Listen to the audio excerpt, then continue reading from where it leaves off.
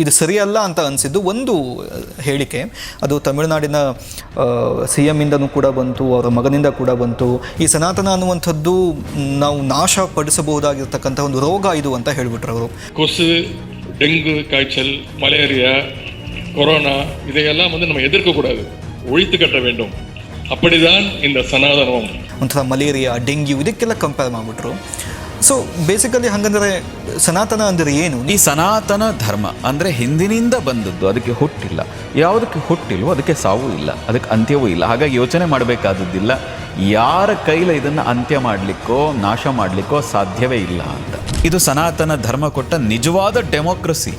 ನೀವು ಇನ್ನೆಲ್ಲೂ ಸಿಗೋಕ್ಕೆ ಸಾಧ್ಯನೇ ಇಲ್ಲ. ಇನ್ನೆಲ್ಲರೂ ಭಯಪಡಿಸ್ತಾರೆ, ಇದನ್ನು ಮಾಡಲಿಲ್ವಾ ನೀನು ನಾಶ ಆಗ್ತಿ, ನಂಬಿಲ್ವಾ ನೀನು ಬದುಕಲಿಕ್ಕೆ ಅರ್ಹನೇ ಅಲ್ಲ. ಆದರೆ ಸನಾತನ ಪರಂಪರೆ ಹೇಳಲ್ಲ, ಕೃಷ್ಣನ್ ನಂಬಲ್ವ ತೊಂದರೆ ಇಲ್ಲ, ಏನು ನಂಬಲೇಬೇಕು ಅಂತಿಲ್ಲ, ರಾಮನ್ ನಂಬಲ್ವ ತೊಂದರೆ ಇಲ್ಲ.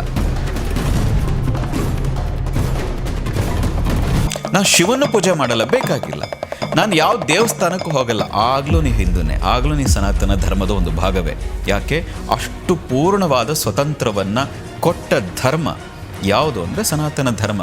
ಹಾಗೆ ಬೆರಳಿಕೆಯಷ್ಟು ಜನರ ಅಹಂಕಾರಕ್ಕೆ ಇಡೀ ಧರ್ಮವನ್ನೇ ನಾಶ ಮಾಡ್ತೀವಿ. ಇಡೀ ಧರ್ಮದಲ್ಲೇ, ಇಡೀ ಸನಾತನ ಪರಂಪರೆಯಲ್ಲೇ ಒಂದು ರೋಗಿಷ್ಠ ಅಂತ ಭಾವಿಸಿದ್ರೆ ಅವನ ಮನಸ್ಸಿನಲ್ಲಿ ರೋಗ ಇದೆ ಅಂತ. ಇದು ನಮಗೆ ತಿರುಗುಬಾಣ ಆಗಿ ಬರ್ತಾ ಇದೆ. ಟೂ ಮಚ್ ಆಫ್ ಫ್ರೀಡಮ್ ಅಂತ ಹೇಳ್ತೀವಲ್ವ, ಟೂ ಮಚ್ ಟು ಗೆಟ್ ಡೆಮೋಕ್ರಟೈಸ್ಡ್ ಅಂತ. ಅಷ್ಟು ಇಲ್ಲ. ಹಾಗೆ ಸ್ವತಂತ್ರ ಕೊಟ್ಟಿರೋ ಕಾರಣದಿಂದಲೇ ಇಲ್ಲಿ ಇಷ್ಟೊಂದು ಅನ್ವೇಷಣೆಗಳಾಗಿರೋದು, ಇಷ್ಟೊಂದು ಸಂಪ್ರದಾಯಗಳು ಬಂದಿರೋದು. ನಿಂದೆ ಒಂದು ಪಂಥ ಕಟ್ಟು, ನಿಂದೆ ಒಂದು ಮತ ಸೃಷ್ಟಿ ಮಾಡು, ಏನನ್ನೂ ಪಾಲನೆ ಮಾಡಬೇಡಿ ಅಂತ ಶುರು ಮಾಡು. ಕೊನೆಗೆ ಅವರು ನಿನ್ನ ಫೋಟೋ ಇಟ್ಟು ಪೂಜೆ ಮಾಡಿ. ಈ ಯುದ್ಧದಲ್ಲಿ ನಿಜಕ್ಕೂ ಗೆದ್ದದ್ದೇನು? ನಾನೇನು ಇದರಲ್ಲಿ ಕಲಿಬೇಕಾಗಿತ್ತು, ಪಾಲಿಸಬೇಕಾಗಿತ್ತು ಅಂತ ಕಲಿಬೇಕು ಬಿಟ್ಟು ನಾವೇನು ಮಾಡಿಬಿಡ್ತೀವಿ, ತೀರಾ ಓವರ್ ಏನು ಅನಲೈಸ್ ಮಾಡಕ್ ಹೋಗಿ 18 ದಿನವೇ ನಡೀತು. ಏನಕ್ಕೆ ನಡೀತು, ಯಾಕೆ ನಡೀತು, ಇದು 18 ಅನ್ನೋದಕ್ಕೆ ಏನು? ಅದನ್ನೇ ಹೇಳಕ್ ಬಂದೆ. 18 ನಂಬರ್, ಈ ನಂಬರ್ ತಗೊಂಡು ಏನ್ ಮಾಡ್ಬೋದು? ಅದರಲ್ಲೂ ಒಂದು ಸಿಂಬಲ್ ಇರಬಹುದು, ಇದೆ. ಆದ್ರೆ ನೀವು ಅದನ್ನ ತಗೊಂಡು ಏನ್ ಮಾಡೋದು? ಅದ್ರ ಬದಲು ದುರ್ಯೋಧನ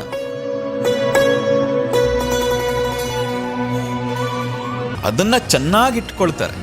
ನಾವಿಲ್ಲಿ ಗಂಗೆ ಚ ಯಮುನೆ ಚೈವ ಗೋದಾವರಿ ಸರಸ್ವತಿ ಅಂತ ಹೇಳ್ತೀವಿ, ಅಲ್ಲೇ ಹೋಗಿ ಕಸ ಹಾಕ್ತೀವಿ. ಏನ್ ಗೊತ್ತಾ, ಪ್ರಕೃತಿಗೆ ನಮ್ಮಿಂದೇನೋ ಆಗಬೇಕಾದದ್ದಿಲ್ಲ, ನಮಗೆ ಅದರಿಂದ ಆಗ್ಬೇಕಾದ್ರೆ ನಮಗೆ ತುಂಬಾ ಆಗೋದಿದೆ. ನಾವೇನೋ ಮಾಡದೇ ಇದ್ರೆ ಸಾಕು. ರಾಮ ತತ್ವ ಏನಿದೆ ನಾವು ಅದನ್ನು ನೋಡ್ತಾ ಇಲ್ಲ. ರಾಮನವಮಿ ಮಾಡ್ತಾ ಇದ್ದೀವಿ, ಕೃಷ್ಣ ತತ್ವ ಏನು ಅರ್ಥ ಮಾಡ್ಕೊಳ್ತಾ ಇಲ್ಲ, ಕೃಷ್ಣಾಷ್ಟಮಿ ಮಾಡ್ತಾ ಇದ್ದೀವಿ ಅಂತ. ನನಗೆ DVG ಅವ್ರು ಹೇಳಿದ್ದು ಮೊದಲಿಂದನೂ ಕೂಡ ನೆನಪಿದೆ. ರಾಮ ಹೇಗಂದರೆ ಒಂದು ಪರ್ವತ ಇದ್ದಂಗಂತೆ, ದೂರದಿಂದ ಕೂಡ ನಾವು ನೋಡ್ಬೋದು ಅದನ್ನ, ಅಂಥ ದೊಡ್ಡ ವ್ಯಕ್ತಿತ್ವ ಅಂತ. But Krishna is like a ocean ಅಂತೆ, ನಾವು ಅಲ್ಲಿ ಮುಳುಗ ಹಾಕಿದಾಗಷ್ಟೇ ನಮಗೆ ಗೊತ್ತಾಗುತ್ತೆ ಅಂತ. ಸನಾತನ ನಮ್ಗೇನು ಕೊಡ್ತಾ ಇದೆ, ನಾವು ಸನಾತನಕ್ಕೆ ಏನು ಕೊಡ್ಬೋದು ಅಥವಾ ಸನಾತನಿಗಳಾಗಿ ಹೆಂಗೆ ಬದುಕ್ಬೋದು ನಾವು ಅನ್ನೋದನ್ನು ವೀಕ್ಷಕರಿಗೆ ಹೇಳೋದಾದರೆ.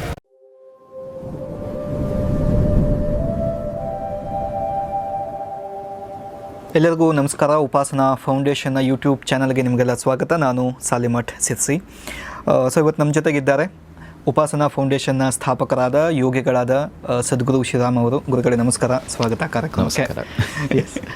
ಕಳೆದ ಎಪಿಸೋಡ್ನಲ್ಲಿ ಒಂದಿಷ್ಟು ವಿಚಾರಗಳ ಬಗ್ಗೆ ನಾನು ಮಾತನಾಡಿದ್ದೆ, ಬಟ್ ನನಗೆ ಇನ್ನೂ ಒಂದಿಷ್ಟು ಪ್ರಶ್ನೆಗಳಿದ್ದಾವೆ. ಸೊ ಅದನ್ನು ನಿಮ್ಮ ಮುಂದೆ ಇಡೋ ಪ್ರಯತ್ನ ಮಾಡ್ತೀನಿ, just for the more clarification ಅನ್ನೋದಕ್ಕೆ. ಗುರುಗಳೇ, ನಾನೀಗ ಒಂದಿಷ್ಟು ಪೊಲಿಟಿಕಲ್ ಡಿಸ್ಕೋರ್ಸ್ಗಳನ್ನ ನೋಡ್ತಾ ಇದ್ದೆ, ಸೋಷಿಯಲ್ ಅಂದರೆ ಸಾಮಾಜಿಕವಾದಂತಹ ಚರ್ಚೆಗಳನ್ನು ಕೂಡ ನೋಡ್ತಾ ಇದ್ದೆ. ಸನಾತನದ ಬಗ್ಗೆ, ಈ ಸನಾತನದ ಬಗ್ಗೆ ಚರ್ಚೆಗಳು ಮೊದಲಿಂದನೂ ಕೂಡ ನಡೀತಾನೆ ಬರ್ತಿದ್ದಾವೆ. ಒಬ್ಬರು ಅದನ್ನು ಹೇಳಿದರು, ಇದನ್ನು ಹೇಳಿದರು ಅಂತ. ಬಟ್ ನನಗೆ ವೈಯಕ್ತಿಕವಾಗಿ ತೀರಾ ಖೇದ ಉಂಟಾಗಿದ್ದು, ಬಹಳ ಅಂದರೆ ಇದು ಸರಿಯಲ್ಲ ಅಂತ ಅನಿಸಿದ್ದು ಒಂದು ಹೇಳಿಕೆ. ಅದು ತಮಿಳುನಾಡಿನ CM ಇಂದನೂ ಕೂಡ ಬಂತು, ಅವರ ಮಗನಿಂದ ಕೂಡ ಬಂತು. ಈ ಸನಾತನ ಅನ್ನುವಂಥದ್ದು ನಾವು ನಾಶ ಪಡಿಸಬಹುದಾಗಿರ್ತಕ್ಕಂಥ ಒಂದು ರೋಗ ಇದು ಅಂತ ಹೇಳಿಬಿಟ್ರು ಅವರು. ಒಂಥರ ಮಲೇರಿಯಾ, ಡೆಂಗ್ಯೂ ಇದಕ್ಕೆಲ್ಲ ಕಂಪೇರ್ ಮಾಡಿಬಿಟ್ರು. ಸೊ ಬೇಸಿಕಲಿ ಹಾಗಂದರೆ ಸನಾತನ ಅಂದರೆ ಏನು? ನೀವು ತುಂಬ ಸಲ ಮಾತನಾಡಿದ್ದೀರಿ, ಬಟ್ ನನಗೆ ಒಂದಿಷ್ಟು ನಿರ್ದಿಷ್ಟವಾದಂತಹ ಪ್ರಶ್ನೆಗಳಿದ್ದಾವೆ, ಅವುಗಳನ್ನ ನಾನು ಮುಂದೆ ಕೇಳ್ತಾ ಹೋಗ್ತೀನಿ.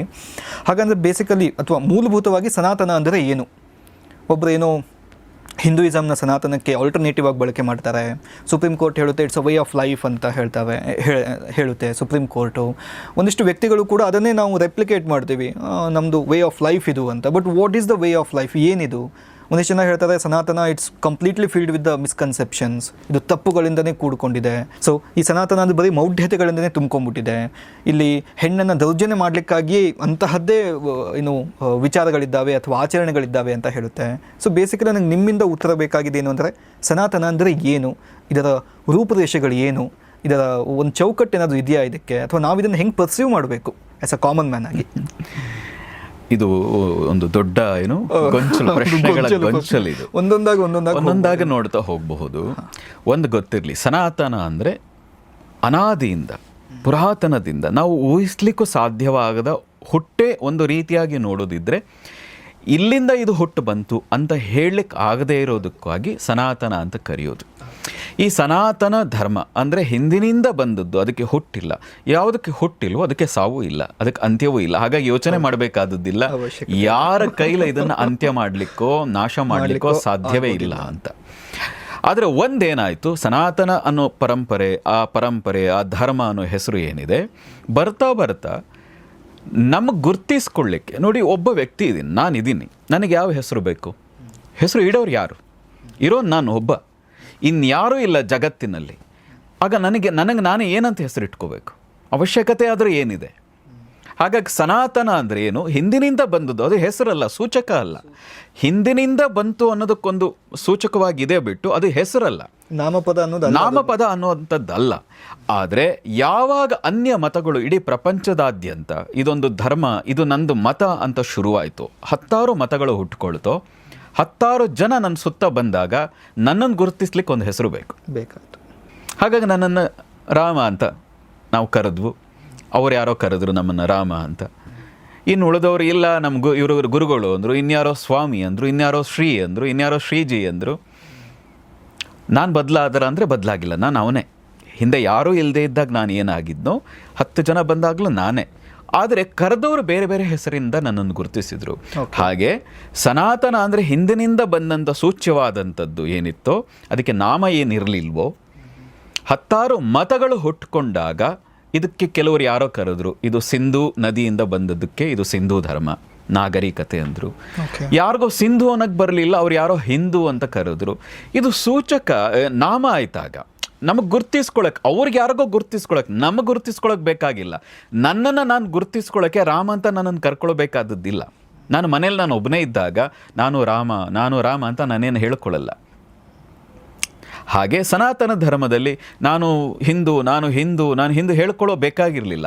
ಆದರೆ ಯಾವಾಗ 10 ಧರ್ಮಗಳು ಹುಡ್ತೋ, ನಾನು ಇಂಥ ಮತದವನು, ನನಗೆ ಇಂಥ ಧರ್ಮ ಪಾಲಿಸ್ತೀನಿ ಅಂದಾಗ ನಮ್ಮ ಪರಂಪರೆಯವರು ಹೇಳೋಕ್ಕೆ ಶುರು ಮಾಡಿದ್ರು, ನಾನು ಕೂಡ ಒಂದು ಪರಂಪರೆಯವನು, ಸನಾತನ ಧರ್ಮ.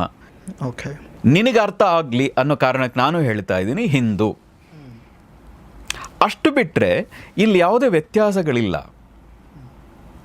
ಈಗ ಮತಗಳು ಬಂದಿರೋದ್ರಿಂದಾಗಿ ಆ ಮತಗಳಿಗೆ ಗುರುತಿಸ್ಕೊಳ್ಳೋಕ್ಕೆ ಈ ಮತಕ್ಕೂ ಒಂದು ಹೆಸರಿದೆ ಬಿಟ್ಟು ಈ ಮತ ಅನಾದಿಯಿಂದ ಬಂದದ್ದು, ಪೂರ್ವದಿಂದ ಬಂದದ್ದು. ನಾವೆಲ್ಲರೂ ಅದರ ಭಾಗ, ಬೇಸಿಕಲಿ ನಾವೇ ಅದಾಗ್ಬಿಟ್ಟಿದ್ದೀವಿ. ಅದ್ರ ಭಾಗ ಏನು ಬಂತು? ಆ ಸನಾತನ ಧರ್ಮದ ಒಂದು ಭಾಗವೇ ನಾವೆಲ್ಲ ಆಚರಣೆ ಮಾಡ್ತಾ ಇದ್ದೀವಿ. ಹಾಗಾಗಿ ಧರ್ಮ ಇದೆ, ಆ ಕಾರಣದಿಂದಾಗಿ ನಾವು ಆಚರಣೆ ಮಾಡ್ತಾ ಇದ್ದೀವಿ. ಎರಡೂ ಆಗಿದೆ. Okay, nice. ಬಟ್ ಹಾಗಂದ್ರೆ ಈ ಆಚರಣೆಗಳಲ್ಲಿ ಈಗ ನಾವೇ ಸನಾತನ ಆಗಿದ್ದೀವಿ ಅಂತ ನೀವು ಹೇಳಿದ್ರಿ, ನಾನು ಒಪ್ತೀನಿ. ಬಟ್ ಹಾಗಂದ್ರೆ ಇಲ್ಲಿ ಇರ್ತಕ್ಕಂಥ ಒಂದಿಷ್ಟು ಪ್ರಕ್ಷಿಪ್ತತೆಗಳು, ತಪ್ಪು ಕಲ್ಪನೆಗಳು ಹೇಗೆ ಬಂದವು ಇವು? ನೋಡಿ, ಬೇರೆ ಮತಗಳಿಗೂ ಧರ್ಮಕ್ಕೂ ಒಂದು ವ್ಯತ್ಯಾಸ ಇದೆ. ನಾನು ಅದನ್ನು ಕೂಡ ನಿಮ್ಗೆ, ಮತ ಅಂದ್ರೆ ಏನು? ಇನ್ನೊಬ್ಬರ ಮತಿಯಿಂದ ಬಂದದ್ದು, ಇನ್ನೊಬ್ಬರ ಯೋಚನೆಯಿಂದ ಬಂದದ್ದು. ಇದು ಹೀಗಿರಬೇಕು, ಹೀಗೆ ನಡ್ಕೋಬೇಕು, ಈಗ ಆಚರಣೆ ಮಾಡಬೇಕು, ಯಾರೋ ಒಬ್ಬ ವ್ಯಕ್ತಿ ಹೇಳ್ದ, ಹಾಗೆ ಹೇಳಿದ್ದಕ್ಕೆ ಅದು ಮತ ಆಯಿತು. ಧರ್ಮ ಅಂದರೆ ಇಲ್ಲಿ ಪೂರ್ಣ ಸ್ವತಂತ್ರ.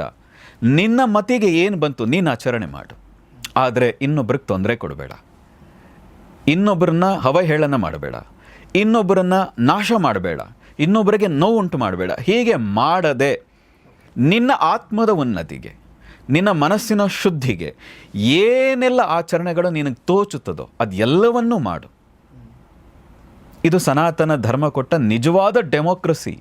ನೀವು ಇನ್ನೆಲ್ಲೂ ಸಿಗೋಕ್ಕೆ ಸಾಧ್ಯನೇ ಇಲ್ಲ. ಇನ್ನೆಲ್ಲರೂ ಭಯಪಡಿಸ್ತಾರೆ, ಇದನ್ನು ಮಾಡಲಿಲ್ವಾ ನಿನ್ನ ನಾಶ ಆಗ್ತಿ, ನಂಬಿಲ್ವಾ ನೀನು ಬದುಕಲಿಕ್ಕೆ ಅರ್ಹನೇ ಅಲ್ಲ. ಈ ಮತವನ್ನು ನೀನು ನಂಬಿಲ್ಲ ಅಂದರೆ ನೀನು ಬದುಕಲಿಕ್ಕೆ ಅರ್ಹನೇ ಅಲ್ಲ. ಆದರೆ ಸನಾತನ ಪರಂಪರೆ ಹೇಳಲ್ಲ, ಕೃಷ್ಣನ್ ನಂಬಲ್ವಾ ತೊಂದರೆ ಇಲ್ಲ, ಏನು ನಂಬಲೇಬೇಕು ಅಂತಿಲ್ಲ, ರಾಮನ್ ನಂಬಲ್ವಾ ತೊಂದರೆ ಇಲ್ಲ, ನಾನು ಶಿವನ ಪೂಜೆ ಮಾಡಲ್ಲ, ಬೇಕಾಗಿಲ್ಲ. ನಾನು ಯಾವ ದೇವಸ್ಥಾನಕ್ಕೂ ಹೋಗಲ್ಲ, ಆಗಲೂ ನೀ ಹಿಂದೂನೇ, ಆಗಲೂ ನೀ ಸನಾತನ ಧರ್ಮದ ಒಂದು ಭಾಗವೇ. ಯಾಕೆ? ಅಷ್ಟು ಪೂರ್ಣವಾದ ಸ್ವತಂತ್ರವನ್ನು ಕೊಟ್ಟ ಧರ್ಮ ಯಾವುದು ಅಂದರೆ ಸನಾತನ ಧರ್ಮ, ಹಿಂದೂ ಧರ್ಮ. ಏನಕ್ಕೆ ಇಷ್ಟೆಲ್ಲ ದ್ವೇಷ ಹಾಗಂದರೆ? ಅಂದರೆ ಇಷ್ಟೆಲ್ಲ ಅಂದರೆ ಎಲ್ಲರ ಒಳಿತನ್ನು ಬಯಸ್ತಾ ಇರುವಂತಹ, ನಮ್ಮ ಆತ್ಮೋನ್ನತಿಯನ್ನು ಮೂಲ ಗುರಿಯಾಗಿಟ್ಕೊಂಡಿರ್ತಕ್ಕಂಥ ಈ ಒಂದು ಚಿಂತನೆಗೆ, ಬೇಸಿಕಲಿ ನಾನು ಇದನ್ನು ಥಾಟ್ ಅಂತ ಹೇಳ್ಬೋದಾ, ಇದೊಂದು ಒಂದು ಒಳ್ಳೆ ಚಿಂತನೆಗೆ ಯಾಕಿಷ್ಟು ದ್ವೇಷ, ಯಾಕಿಷ್ಟು ಅಸಹಿಷ್ಣುತೆ ಇದರೆಡೆಗೆ? ಇದು ಕೇವಲ ಚಿಂತನೆ ಮಾತ್ರ ಅಲ್ಲ, ಇದು ಜೀವನದ ಅನುಸರಣೆ ಕೂಡ. ಹಾಗಾಗಿ ಧರ್ಮ ಅಂದರೆ ಧಾರಣಾ ಧರ್ಮ ಇತ್ಯಾಹು ಧರ್ಮೋ ಧಾರಾಯತೆ ಪ್ರಜಾ. ಯಾವುದನ್ನ ಧಾರಣೆ ಕೇವಲ ಹೇಳೋದಲ್ಲ, ಯಾರು ಬೇಕಾದರೂ ಹೇಳ್ತಾರೆ. ಹೇಳೋದಷ್ಟೇ ಅಲ್ಲ, ನಾನು ಜೀವನದಲ್ಲಿ ಅದನ್ನು ಪಾಲನೆ ಮಾಡ್ತಾ ಇದ್ದರೆ ಸತ್ಯವನ್ನು ಹೇಳು. ಯಾರು ಬೇಕಾದರೂ ಹೇಳ್ತಾರೆ ಸತ್ಯವನ್ನು ಹೇಳು, ಆದರೆ ನಾನು ಹೇಳ್ತಾ ಇದ್ದೀನಾ ಅಂದರೆ ಇಲ್ಲ ಅಂತ ಆದರೆ ಆಗ ಧಾರ್ಮಿಕವಂತ ಅಲ್ಲ. ಇನ್ನೊಬ್ರಿಗೆ ಹಿಂಸೆ ಕೊಡಬೇಡ ಅಂತ ಹೇಳಿ ನನಗೆ ಯಾರು ಹಿಂಸೆ ಕೊಡಬಾರ್ದು, ನನಗೆ ಯಾರು ತೊಂದರೆ ಕೊಡಬಾರ್ದು ಅನ್ನೋದು ನಾನು ಇಡೀ ಜಗತ್ತಿನಲ್ಲಿ ಇರೋರು ಎಲ್ಲರಿಗೂ ಕೆಟ್ಟದ್ದನ್ನೇ ಬಯಸ್ತಾ ಇದ್ದರೆ ಆಗಲೂ ಧಾರ್ಮಿಕವಂತ ಅಲ್ಲ. ನಮ್ಮ ಸನಾತನ ಧರ್ಮದ ಬ್ಯೂಟಿ ಸತ್ಯ ಹೇಳು, ಅಹಿಂಸೆಯನ್ನು ಪಾಲನೆ ಮಾಡು, ಏನೇನು ಒಳ್ಳೆಯ ಕೆಲಸ ಇದೆ ಒಳ್ಳೆಯದನ್ನೇ ಮಾಡು, ಆ ಒಳ್ಳೆಯದನ್ನು ಮಾಡೋಕ್ಕೆ ಏನೇನು ನೀನು ಜೋಡಿಸ್ಕೊಳ್ಳೋಕೆ ಸಾಧ್ಯ ಜೋಡಿಸ್ಕೊ ಅಂತ. ಹೀಗೆ ಸ್ವತಂತ್ರ ಕೊಟ್ಟಾಗ ಅದು ಒಂದು ಸ್ವತಂತ್ರ ಅಂತ ಅವ್ರು ತಗೊಂಡಿದ್ದಾರೆ ಟೀಕೆ ಮಾಡೋರು. ಯಾಕೆ ಅಂದರೆ ಇದು ಸ್ವತಂತ್ರ ಇದೆ. ನೀನು ಇನ್ನೊಂದು ಮತವನ್ನು ಟೀಕೆ ಮಾಡಿದರೆ, ಇನ್ನೊಂದು ಧರ್ಮ, ಇನ್ನೊಂದು ಯಾವುದಾದ್ರೂ ಆಲೋಚನೆಗಳನ್ನು ಟೀಕೆ ಮಾಡಿದರೆ ಅವರು ಇನ್ನೊಂದು ರೀತಿಯಾಗಿ ರೂಪವಾಗಿ ಪನಿಷ್ ಮಾಡ್ತಾರೆ. ಆದರೆ ಸನಾತನ ಧರ್ಮದಲ್ಲಿ ಪರಂಪರೆಯಲ್ಲಿ ಅದು ಇಲ್ಲ. ಆ ಡೆಮೋಕ್ರಸಿ ಇರೋದ್ರಿಂದ, ಆ ಒಂದು ಸ್ವತಂತ್ರ ಇರೋದ್ರಿಂದಾಗಿ ಟೇಕ್ ಇನ್ ಕೇರ್, ಏನು ಬೇಕಾದ್ರೂ ಏನು ಗ್ರಾಂಟೆಡ್ ಆಗಿ ತಗೊಂಡು ಯಾರು ಏನು ಬೇಕಾದ್ರೂ ಟೀಕೆ ಮಾಡಬಹುದು ಅನ್ನುವಂಥ ನೋಡಿ. ಒಂದು ತುಂಬ ವಿಶಾಲವಾಗಿ ಬೆಳೆದಾಗ, ನೀವೇ ಒಂದು ಸಂಸ್ಥೆಯನ್ನು ವಿಶಾಲವಾಗಿ ಬೆಳೆಸಿದಾಗ ಅಲ್ಲಿ ತಪ್ಪು ಮಾಡೋರು ಇರಲ್ವಾ? ಅಲ್ಲಿ ಏನೋ ಅನಾಹುತ ಮಾಡೋರು ಇರಲ್ವಾ? 4 ಜನ ಇದ್ದಾಗ ಆಗದೆ ಹೋಗ್ಬೋದು. ಆದರೆ 4,000 ಜನ ಇದ್ದಾಗ ಎಲ್ಲರ ಮನಸ್ಸು ಒಂದೇ ಥರ ಇರಲ್ಲ, ಎಲ್ಲರ ಆಲೋಚನೆ ಒಂದೇ ಥರ ಇಲ್ಲದೆ ಹೋಗಬಹುದು. ಅವ್ರವ್ರಿಗೆ ಮಾಡಿದಾಗ ಕೆಲವು ಅನಾಹುತಗಳಾಗ್ತದೆ. ಹಾಗೆ ಸನಾತನ ಪರಂಪರೆಯಲ್ಲಿಯೂ ಕೆಲವೊಂದಷ್ಟು ವಿಷಯಗಳು ಇನ್ನೊಬ್ರಿಗೆ ತೊಂದರೆ ಕೊಡೋದು ಇರಬಹುದು. ಸನಾತನ ಧರ್ಮದಲ್ಲಿ ಪರಂಪರೆಯಲ್ಲಿಲ್ಲ, ಅಲ್ಲಿ ಆಚರಣೆ ಮಾಡುವಂಥ ವ್ಯಕ್ತಿಗಳಲ್ಲಿ ಇದಿದೆ. ಹೀಗಿರೋ ಕಾರಣಕ್ಕೆ ಅದು ಯಾವುದೋ ಒಂದು 4 ಜನನ ಹಿಡ್ಕೊಂಡು ಇವ್ರುಗಳು ಅದನ್ನು ಟೀಕೆ ಮಾಡ್ತಾ ಇದ್ದಾರೆ ಬಿಟ್ಟು, ನೀವು ಮೂಲದಲ್ಲಿ ನಮ್ಮ ಸನಾತನ ಧರ್ಮದ ಪರಂಪರೆ ಏನಿದೆ, ಈ ಆಚರಣೆ ಏನಿದೆ, ಭಾರತದ ಉಸಿರು ಏನಿದೆ, ಅಧ್ಯಾತ್ಮ ಏನಿದೆ, ಈ ಎಲ್ಲವೂ ಹೇಳೋದು ಇನ್ನೊಬ್ಬರಿಗೆ ತೊಂದರೆ ಕೊಡಬೇಡ, ಇನ್ನೊಬ್ಬರಿಗೆ ಮೋಸ ಮಾಡಬೇಡ, ಇನ್ನೊಬ್ಬರಿಗೆ ದ್ರೋಹ ಮಾಡಬೇಡ, ಸಾಧ್ಯವಾದಷ್ಟು ಒಳ್ಳೆಯದನ್ನೇ ಮಾಡು. ಪರೋಪಕಾರಾಯ ಪುಣ್ಯಾಯ ಪಾಪಾಯ ಪರಪೀಡನಂ. ಒಳ್ಳೆಯವರಿಗೆ ಏನು ನೀನು ಪುಣ್ಯದ ಕೆಲಸ ಮಾಡ್ತಾ ಇದ್ರೆ ಒಳ್ಳೆಯದು, ಅದು ಪುಣ್ಯ. ಇಲ್ಲಿ ಯಾರೋ ಜಾತಿಯವರಿಗೆ, ಇನ್ಯಾರೋ ವರ್ಣದವ್ರಿಗೆ ಮಾತ್ರ ಒಳ್ಳೇದು ಮಾಡು ಅಂತ ಹೇಳ್ತಾ ಇಲ್ಲ. ಪರೋಪಕಾರಾಯ ಪುಣ್ಯಾಯ ಪಾಪಾಯ ಪರಪೀಡಂ. ನೀನು ಇನ್ನೊಬ್ಬರಿಗೆ ಪೀಡನೆ ಮಾಡ್ತಾ ಇದ್ದು ಪಾಪ, ಅದು ತಪ್ಪು ಅನ್ನೋದನ್ನೇ ಹೇಳ್ತಾ ಬಂದುಬಿಟ್ಟಿದ್ದಾರೆ. ಹಾಗೆ ಹೇಳಿದ ಮೇಲೆ ಕೆಲವು ಮೂರ್ಖರಿಗೆ ಅರ್ಥ ಆಗಲ್ಲ, ಕೆಲವು ಅವಿವೇಕಿಗಳಿಗೆ ಇದು ಯಾವುದೂ ಅರ್ಥ ಆಗಲ್ಲ. ಮನುಷ್ಯನಿಗೆ ನಾನು ಶ್ರೇಷ್ಠ ಅನ್ನೋ ಅಹಂಕಾರ ಬರ್ತದೆ ಕೆಲವರಿಗೆ. ಇಷ್ಟು ದೊಡ್ಡ ಜನ ಸಮೂಹಕ್ಕೆ ಯಾರೋ ಒಂದಷ್ಟು ಜನಕ್ಕೆ, ಬೆರಳೆಣಿಕೆ ಅಷ್ಟು ಜನಕ್ಕೆ ಬಂದಿರೋದು, ಇಡೀ ಜನಾಂಗಕ್ಕೂ ಬಂದಿಲ್ಲ. ಹಾಗೆ ಬೆರಳೆಣಿಕೆಯಷ್ಟು ಜನರ ಅಹಂಕಾರಕ್ಕೆ ಇಡೀ ಧರ್ಮವನ್ನೇ ನಾಶ ಮಾಡ್ತೀವಿ. ಇಡೀ ಧರ್ಮದಲ್ಲೇ, ಇಡೀ ಸನಾತನ ಪರಂಪರೆಯಲ್ಲೇ ಒಂದು ರೋಗಿಷ್ಠ ಅಂತ ಭಾವಿಸಿದರೆ ಅವನ ಮನಸ್ಸಿನಲ್ಲಿ ರೋಗ ಇದೆ ಅಂತ. ಈಗ ನೀವು ಹೇಳಿದ್ದೀರಿ ಸನಾತನ ಇಷ್ಟು ಡೆಮೋಕ್ರಟೈಸ್ ಆಗಿದೆ ಅಂದರೆ ಇಷ್ಟು ಫ್ರೀಡಮನ್ನು ಕೊಟ್ಟಿದೆ ಅಂತ. ಇದೆಲ್ಲೂ ಸ್ವಲ್ಪ ಜಾಸ್ತಿ ಆಯಿತು ಅಂತ ಅನ್ನಿಸ್ತಾ ಇದೆ. ಒಂದು ಇವನ್ನೆಲ್ಲ ನೋಡಿದಾಗ ಇದು ನಮಗೆ ತಿರುಗುಬಾಣ ಆಗಿ ಬರ್ತಾ ಇದೆ. ಟೂ ಮಚ್ ಆಫ್ ಫ್ರೀಡಮ್ ಅಂತ ಹೇಳ್ತೀವಲ್ವ, ಟೂ ಮಚ್ ಟು ಗೆಟ್ ಡೆಮೋಕ್ರಟೈಸ್ಡ್ ಅಂತ. ಅಷ್ಟು ಇಲ್ಲ. ಹಾಗೆ ಸ್ವತಂತ್ರ ಕೊಟ್ಟಿರೋ ಕಾರಣದಿಂದಲೇ ಇಲ್ಲಿ ಇಷ್ಟೊಂದು ಅನ್ವೇಷಣೆಗಳಾಗಿರೋದು, ಇಷ್ಟೊಂದು ಸಂಪ್ರದಾಯಗಳು ಬಂದಿರೋದು, ಇಷ್ಟೊಂದು ಆಚರಣೆಗಳು ಬಂದಿರೋದು. ಹಾಗೆ ಬಂದಾಗ ನೋಡಿ, ಪ್ರಕೃತಿಗೊಂದು ಶಕ್ತಿ ಇದೆ, ತನ್ನನ್ನು ತಾನು ಶುದ್ಧೀಕರಿಸ್ಕೊಳ್ತದೆ ಅಲ್ವಾ? ಹಾಗೆ ಈ ಧರ್ಮಕ್ಕೂ ಒಂದು ಶಕ್ತಿ ಇದೆ. ಒಂದು ಟೈಮ್ ಬಂದಾಗ ಮತ್ತೆ ಶುದ್ಧೀಕರಣ ಆಗ್ತದೆ. ಯಾವುದು ತಪ್ಪುಗಳು ಯಥೇಚ್ಛವಾಗಿ ಒಂದು ಹಂತಕ್ಕೆ ಹೋಯ್ತೋ ಮತ್ತೆ ಅದು ಕೆಳಗೆ ಬರಲೇಬೇಕು. ಯಾವುದು ಪರ್ಮನೆಂಟ್ ಇರಲ್ಲ. ನಾನು ಹಿಂದಿನೇ ಹೇಳಿದ ಹಾಗೆ ಯಾವುದು ಪರ್ಮನೆಂಟ್ ಅಲ್ಲ. ಇಲ್ಲಿ ಈಗ ಒಂದಷ್ಟು ತಪ್ಪು ಜಾಸ್ತಿ ಆಗ್ತಾ ಇರಬಹುದು. ಒಂದು ಟೈಮ್ನಲ್ಲಿ ಬರೀ ಸತ್ಯವೇ ಹೆಚ್ಚು ಇದ್ದದ್ದು ಕಾಲವೂ ಇತ್ತು. ಆ ಕಾರಣದಿಂದಾಗಿ ಇಲ್ಲಿ ಎಷ್ಟು ಜನರ ಮಹಾತ್ಮ ಗಾಂಧಿವರೆಗೂ ಸತ್ಯವನ್ನೇ ಹಿಡ್ಕೊಂಡಂತಹ ಯಾರೋ ಸತ್ಯ ಹರಿಶ್ಚಂದ್ರನ ಕಾರಣದಿಂದಾಗಿ ಮಹಾತ್ಮ ಗಾಂಧಿ ಆಗಲಿಕ್ಕೂ ಸಾಧ್ಯ ಆಯಿತು. ಅದು ಬೇರೆ ಬೇರೆ ಇರ್ಬೋದು ವಿಷಯಗಳು, ಏನೇ ಇರಲಿ ತರ್ಕಗಳು, ಆದರೆ ಆದರ್ಶಗಳೇನಿತ್ತಲ್ಲ ಈ ಸ್ವತಂತ್ರದ ಕಾರಣದಿಂದಾಗಿ. ಹಾಗಾಗಿ ನೀವು ಸ್ವತಂತ್ರವನ್ನು ಕಂಟ್ರೋಲ್ ಮಾಡೋಕ್ಕೆ ಶುರು ಮಾಡಿದಾಗ ಆ ಕಂಟ್ರೋಲ್ ಮಾಡೋರ ಕೈ ಕೂಡ ಸರಿ ಇಲ್ಲದೆ ಹೋದರೆ ಇದು ಟೂ ಮಚ್ ಆಫ್ ಕಂಟ್ರೋಲ್ ಅಂತಲೂ ಆಗ್ತದೆ ಒಂದು ದಿನ.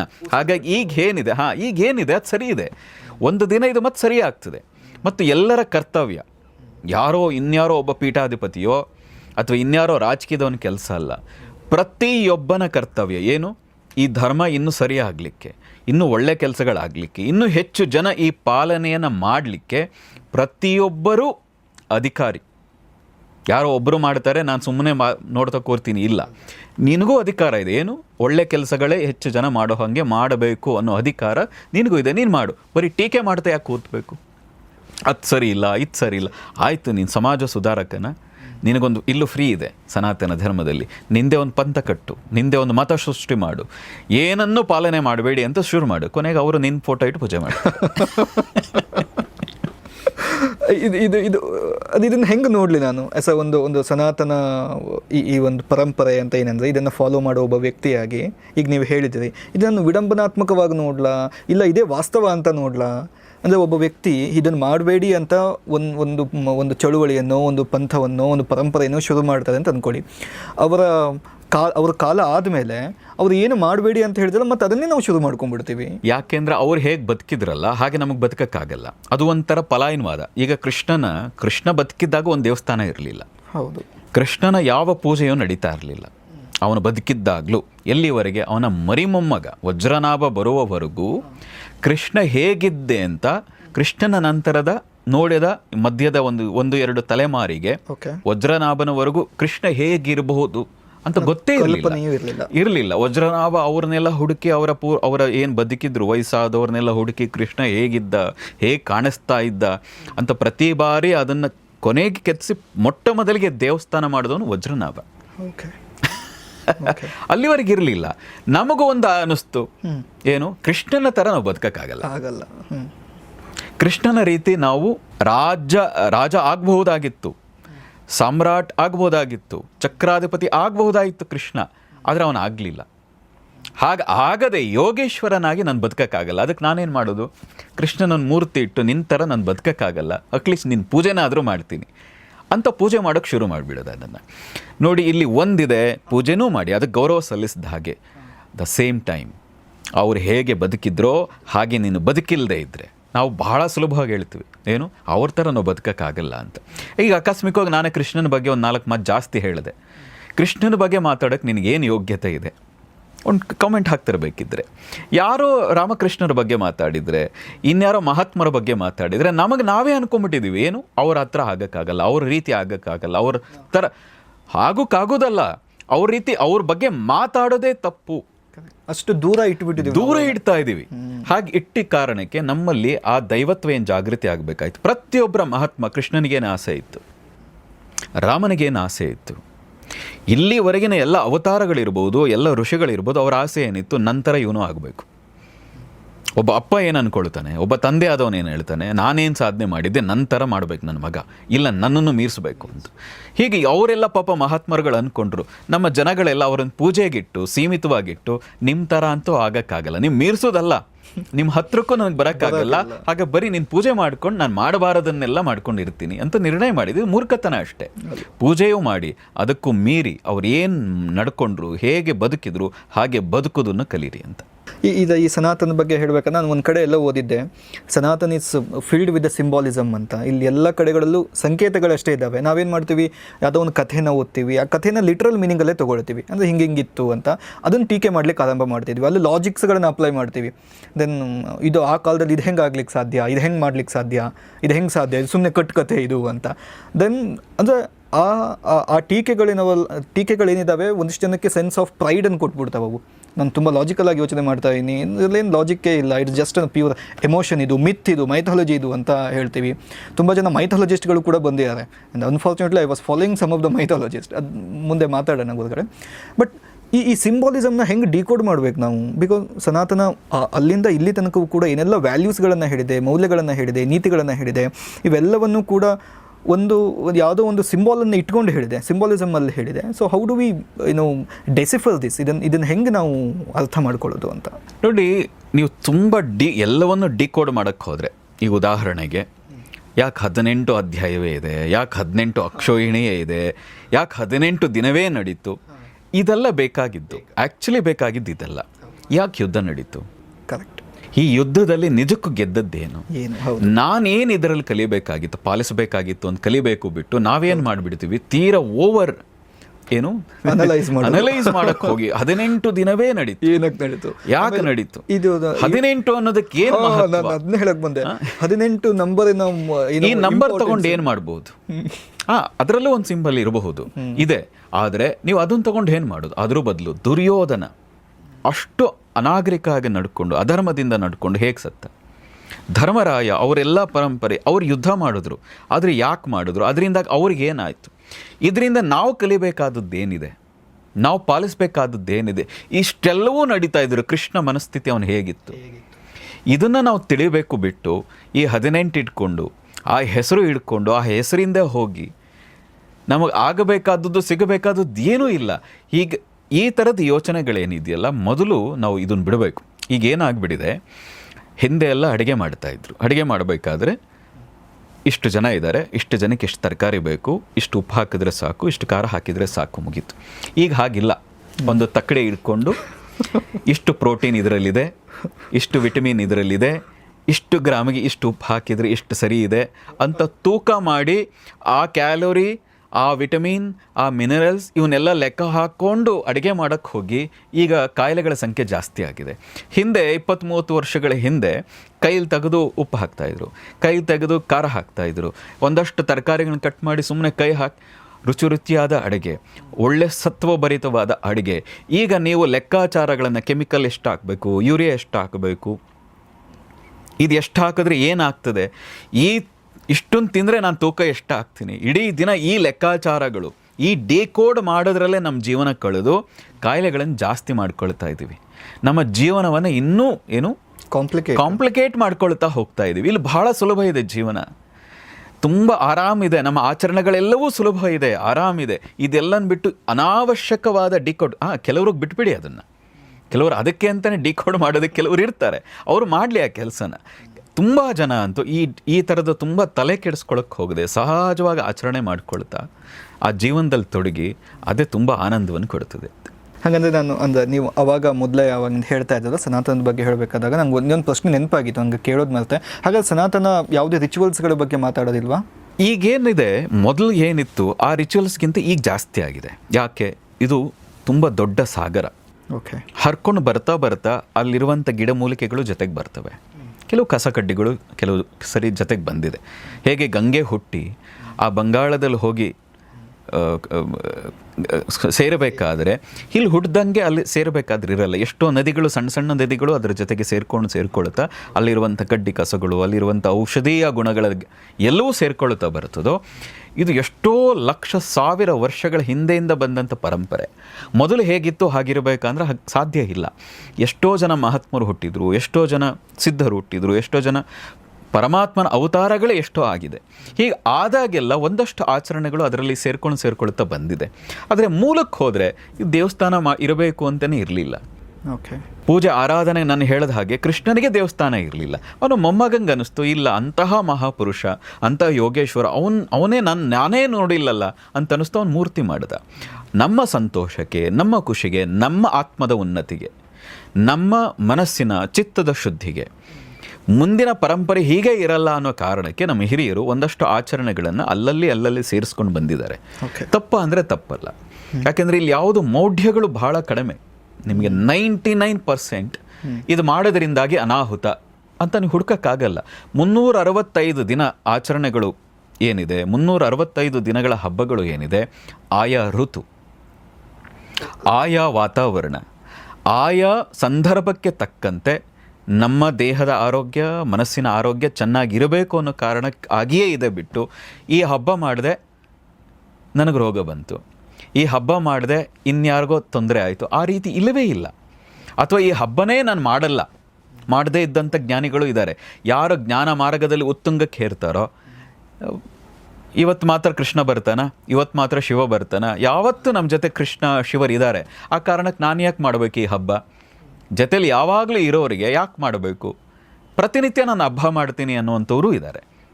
ಏನು ಬದುಕಿದ್ದೀನಿ ಅದೇ ಹಬ್ಬ. ಹಾಗಾಗಿ ಇನ್ಯಾವ ಹಬ್ಬ ಮಾಡೋದು, ದಿನಾನು ಯುಗಾದಿ ಅನ್ನೋದು ಇದೆ. ಹಾಗಾಗಿ ಇಲ್ಲಿ ತಪ್ಪು ಸರಿಯ ಮೌಢ್ಯ ಇಲ್ಲವೇ ಇಲ್ಲ. ಎಲ್ಲವೂ ನಿಮ್ಮ ಆತ್ಮದ ಮನಸ್ಸಿನ ಉನ್ನತಿಗೆ, ಶುದ್ಧಿಗೆ, ನಿಮ್ಮ ಮುಂದಿನ ಕಾರ್ಯಗಳು ಇನ್ನೂ ಚೆನ್ನಾಗಿ ನಡಿಲಿಕ್ಕೆ ಏನೇನು ಬೇಕು ಅದೇ ಆಚರಣೆಗಳಿದೆ ಬಿಟ್ಟು ನಿಮ್ಮ ಮನಸ್ಸನ್ನು ಕುಗ್ಗಿಸ್ಲಿಕ್ಕೆ, ನಿಮ್ಮ ಮನಸ್ಸಿನಲ್ಲಿ ಭಯ ಉಂಟು ಮಾಡುವಂಥ ಯಾವ ಆಚರಣೆಗಳು ನನಗಂತೂ ಗೊತ್ತಿಲ್ಲ. ನಾವು ಅದೇ ನೀವು ಹೇಳಿದ ನನಗೆ ಅರ್ಥ ಆಯಿತು. ಅಂದರೆ ಈ ಮಣ್ಣೇನಿದೆ, ಭಾರತದ ಮಣ್ಣು, ಇದು ಮಣ್ಣಲ್ಲೇ ಆಧ್ಯಾತ್ಮ ಇದೆ ಬೇಸಿಕಲಿ. ನಾವು ಅದೆಲ್ಲದರ ಕಾಂಪೋನೆಂಟ್ಗಳು, we are a part of it ಅಂತ ಹೇಳಿದ್ರಿ. ಬಟ್ ಮತ್ತೊಂದು ಅಂದರೆ ಈ ಕಾಲದ ವಾಸ್ತವ ಏನು ಅಂದರೆ ಇಷ್ಟೆಲ್ಲ ಆಧ್ಯಾತ್ಮಿಕತೆ ಇದೆ, ಇಷ್ಟೆಲ್ಲ ಗ್ರೇಟರ್ ಗೋಲ್ಗಳಿದ್ದಾವೆ, ಅಂದರೆ ಒಂದು ಸರ್ವೋಚ್ಚವಾದಂತಹ ಉದ್ದೇಶ ಇದೆ ಇದೆಲ್ಲದರ ಹಿಂದೆ. ಬಟ್ ಇವತ್ತಿನ ಕಾಲಘಟ್ಟದಲ್ಲಿ ನನ್ನನ್ನು ಒಳಗೊಂಡಂತೆ ನಾನು ಹೇಳ್ತಾ ಇದ್ದೀನಿ, ಇಷ್ಟೆಲ್ಲ ಈ ನಾಡಿನಲ್ಲಿದ್ದರೂ, ಈ ಮಣ್ಣಲ್ಲಿದೆ, ಈ ಎಲ್ಲ ವಾತಾವರಣದಲ್ಲಿದೆ. ಬಟ್ ಇಲ್ಲಿನ ಜನಕ್ಕೆ ಏನಕ್ಕೆ ಇನ್ನೂ ಒಂದು ಸೋಷಿಯಲ್ ಡಿಸಿಪ್ಲಿನ್ ಆಗಿರಲಿ, ಒಂದು ಸಿವಿಕ್ ಸೆನ್ಸ್ ಆಗಿರಲಿ, ಇದು ಇನ್ನೂ ಯಾಕೆ ಇಷ್ಟು ಕೆಳಮಟ್ಟದಲ್ಲಿದೆ?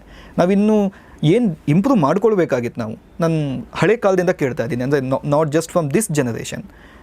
ಇದು ಎಲ್ಲೋ ಒಂದು ಕಡೆ ಹಳಿ ತಪ್ಪಿದ್ದ? ಬಿಕಾಸ್ ನಮ್ಮಲ್ಲಿ ಇರಬೇಕಾದ ಸೋಷಿಯಲ್ ರೆಸ್ಪಾನ್ಸಿಬಿಲಿಟಿ, ಸಾಮಾಜಿಕ ಜವಾಬ್ದಾರಿಗಳು, ಸಾಮಾಜಿಕ ಶಿಸ್ತು ಆಗಿರ್ಬೋದು, ಒಂದು ಸಿವಿಕ್ ಸೆನ್ಸ್ ಆಗಿರ್ಬೋದು, ಇವನ್ನು ನಾವು ಕಳ್ಕೊಳ್ತಾ ಇದ್ದೀವ? ಅಥವಾ ಯಾವುದೋ ಒಂದು ಟೆಕ್ನಾಲಜಿನೋ ಅಥವಾ ಮತ್ತೊಂದು ಏನೋ ಬಂದು ನಮ್ಮನ್ನು ಹೈಜಾಕ್ ಮಾಡ್ತಾ ಇದೆಯಾ? ಏನು ಇಷ್ಟೆಲ್ಲ ಇರಬೇಕಾದಾಗಲೇ ನಾವು ಆ ಟ್ರ್ಯಾಕಲ್ಲಿ ಇರಬೇಕಾಗಿತ್ತಲ್ವ ಅನ್ನೋದು ನನ್ನ ಪ್ರಶ್ನೆ. ಹೇಳಿದ ಹಾಗೆ ಈಗ ಸನಾತನ ಧರ್ಮದ ಆಚರಣೆಗಳು ಎಲ್ಲಿದೆ ಅಂದರೆ ಹಬ್ಬಗಳಲ್ಲಿದೆ. ಈಗಿನ ಈ ವಿಶೇಷವಾಗಿ ಇತ್ತೀಚಿನ ದಶಕಗಳಲ್ಲಿ, ಯಾವುದೋ 1 ದಶಕ 2 ದಶಕ ಅಂತ ಹೇಳೋಕ್ಕಾಗಲ್ಲ, ಯಾಕೆಂದರೆ ಇದೆಲ್ಲೋ ಶುರುವಾಗಿದೆ. ಆ ಕಾರಣದಿಂದಾಗಿ ಇವತ್ತು ಅದು ಹೆಚ್ಚಾಗಿದೆ. ಎಷ್ಟೋ ದಶಕಗಳಿಂದ ಏನಾಗಿದೆ, ನಾವು ಮೊದಲು ಹೇಳಿದ ಹಾಗೆ ಕೃಷ್ಣ ಬದುಕದಂತೆ ಬದುಕಬೇಕು ಅಲ್ಲ, ಕೃಷ್ಣಾಷ್ಟಮಿ ಮಾಡಬೇಕು. ರಾಮ ಬದುಕದಂತೆ ನಾನು ಬದುಕಬೇಕು ಅಂತಿಲ್ಲ, ರಾಮನವಮಿ ಮಾಡಬೇಕು.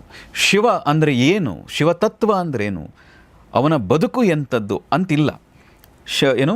ಶಿವರಾತ್ರಿ ಮಾಡಬೇಕು, ಉಪವಾಸ ಮಾಡಬೇಕು, ಜಾಗರಣೆ ಮಾಡಬೇಕು. ನಿಜವಾಗಿ ಜಾಗೃತಿ ಆಗಬೇಕಾದದ್ದೇನು, ನಿಜವಾಗಿ ಆಗಬೇಕಾದದ್ದೇನು ಅದಿಲ್ಲ. ನಮ್ಮ ಇಷ್ಟೂ ದೇವಸ್ಥಾನಗಳು ಹಿಂದೆ ಇರಲಿಲ್ಲ, ಅದರ ನಂತರ ಕ್ರಮೇಣವಾಗಿ ಪ್ರತಿ ದೇವಸ್ಥಾನಗಳು ಬಂತು. ಪ್ರತಿ ದೇವಸ್ಥಾನಗಳಲ್ಲಿ ಅದರ ಸುತ್ತ ಜೀವನ ವಿಧಾನ ಹೇಗಿರಬೇಕು, ನಾವು ಹೇಗೆ ಬದುಕಬೇಕು, ಎಷ್ಟೋ ಕಲೆಗಳಿದೆ. ಅದು ಮಹಾಭಾರತವೂ ಇದೆ, ರಾಮಾಯಣವೂ ಇದೆ, ಕಾಮಸೂತ್ರವೂ ಇದೆ, ಪ್ರತಿಯೊಂದು ಇದೆ.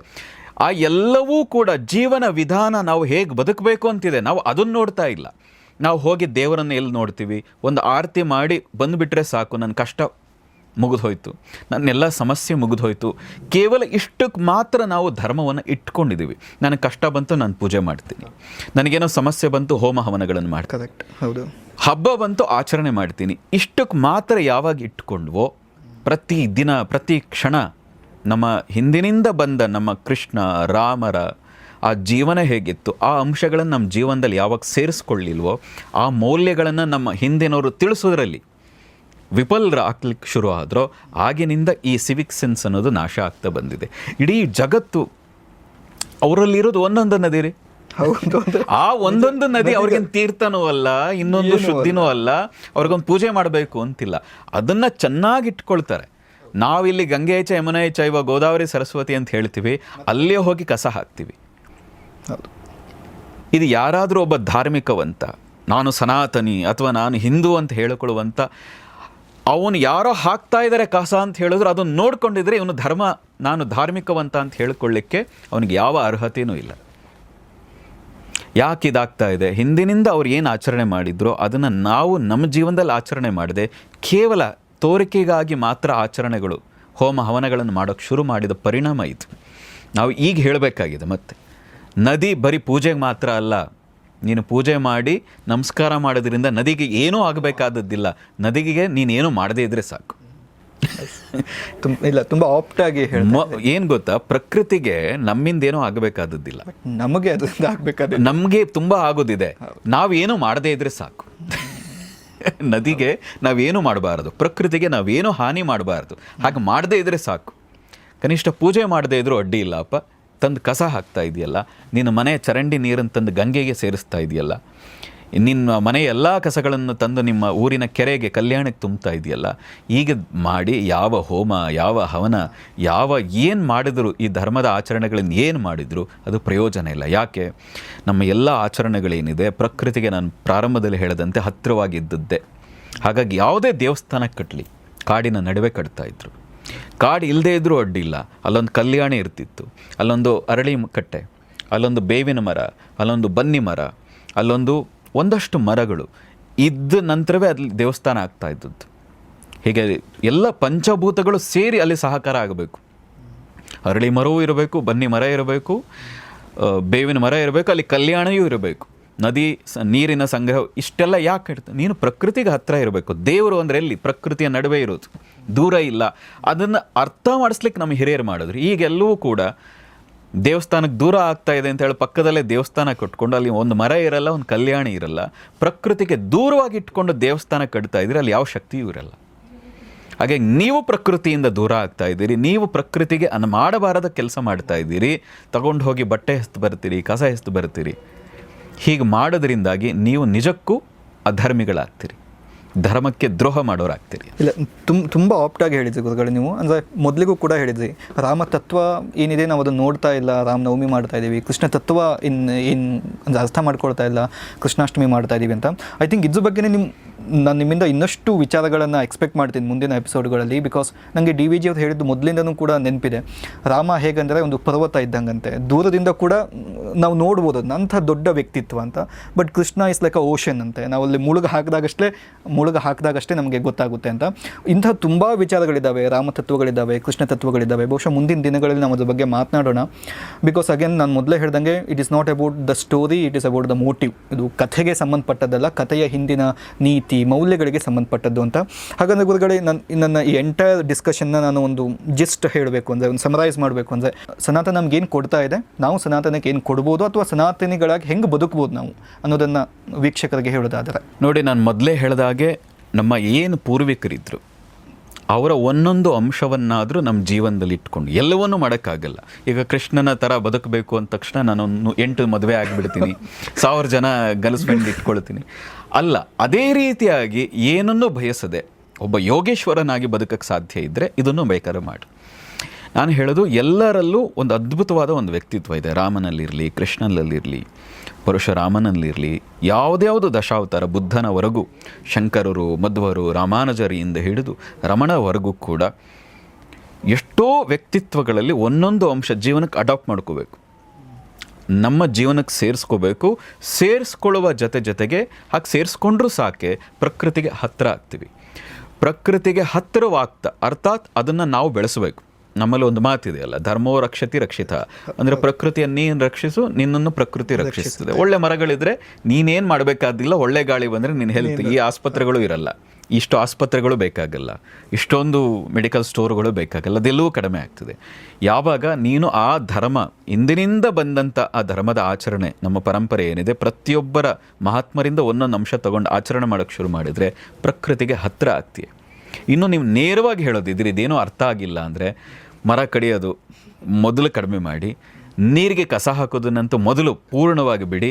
ಇಷ್ಟೆಲ್ಲವೂ ಬಿಟ್ಟು ನಿಜಕ್ಕೂ ದೇವಸ್ಥಾನಕ್ಕೆ ಹೋದಾಗ 4 ಜನಕ್ಕೆ ಉಪಯೋಗ ಆಗೋ ಹಾಗೆ ನೀವೇನಾದರೂ ಒಂದು ಒಳ್ಳೆ ಕೆಲಸ ಮಾಡೋಕ್ಕೆ ಪ್ರಾರಂಭ ಮಾಡಿದರೆ ನಿಜವಾದ ಸನಾತನ ಧರ್ಮದ ರಕ್ಷಕರು ಅಥವಾ ಇನ್ನೊಂದು ನೀವು ಆಗಿರಿ. ಕರೆಕ್ಟ್. ಭಾಳ ತುಂಬ ಬ್ಯೂಟಿಫುಲ್ ಆಗಿ ಹೇಳಿದರು. ಸೊ ಸನಾತನ ಅನ್ನುವಂಥದ್ದು ಭಾಷಣದಲ್ಲಿಲ್ಲ, ಸನಾತನ ಅನ್ನುವಂಥದ್ದು ನಮ್ಮ ತೋರ್ಪಡಿಕೆಯಲ್ಲಿಲ್ಲ. So it is all there in our actions. ನಾವು ನಮ್ಮ ಸುತ್ತಮುತ್ತಲನ್ನು ಹೇಗೆ ನೋಡ್ಕೊಳ್ತೀವಿ ಅನ್ನುವಂಥದ್ದು ಮೇಲಿದೆ ಅಂತ ಗುರುಗಳು ಹೇಳಿದರು. I think it was a beautiful discussion. ನಾನು ತುಂಬ ವಿಚಾರಗಳನ್ನು ಕೂಡ ತಿಳ್ಕೊಂಡೆ, ನೀವು ಕೂಡ ತಿಳ್ಕೊಂಡಿದ್ದೀರಿ ಅಂತ ನಾನು ಭಾವಿಸ್ತೀನಿ. ಸೊ ಇದಕ್ಕೆ ಸಂಬಂಧಪಟ್ಟಂಥ ಏನಾದರೂ ಪ್ರಶ್ನೆಗಳಿದ್ದರೆ, ಸಂಶಯಗಳಿದ್ದರೆ ನೀವು ಕಮೆಂಟ್ ಬಾಕ್ಸಲ್ಲಿ ತಿಳಿಸ್ಬೋದು. ಮುಂದಿನ ದಿನಗಳಲ್ಲಿ, ಮುಂದಿನ ಎಪಿಸೋಡ್ಗಳಲ್ಲಿ ಗುರುಗಳಿಂದ ಆ ಪ್ರಶ್ನೆಗಳಿಗೆ ಉತ್ತರಗಳು ಅಥವಾ ಅವರ ಪರ್ಸ್ಪೆಕ್ಟಿವನ್ನು ಕೂಡ ನಾವು ಡಿಸ್ಕಸ್ ಮಾಡುವಂತಹ ಪ್ರಯತ್ನವನ್ನು ಮಾಡ್ತೀವಿ ಅಂತ ಹೇಳ್ತಾ ಈ ಎಪಿಸೋಡನ್ನು ಇಲ್ಲಿಗೆ ಮುಗಿಸ್ತಾ ಇದ್ದೀನಿ. ಥ್ಯಾಂಕ್ ಯು, ಧನ್ಯವಾದಗಳು.